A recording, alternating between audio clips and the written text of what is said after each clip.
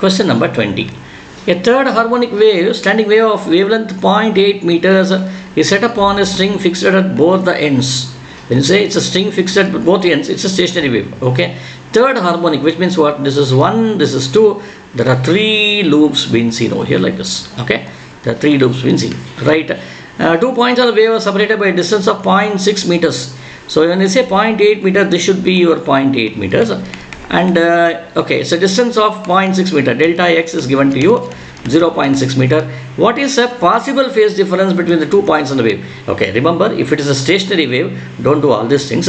Phase difference, see what will happen is if a particle here is vibrating like this, the other particle which is farther away from your lambda by 2. What is lambda by 2? See, so this is your lambda by 2, which should be equal to 0.4 meter. Then the next segment, in the next loop, this particle should be vibrating like this. Okay, so if one particle is like this, in the second loop it should be like this. So what should be the phase difference? Phase difference is 180 degrees, pi radians. Answer is C. Okay, rest of them are all incorrect.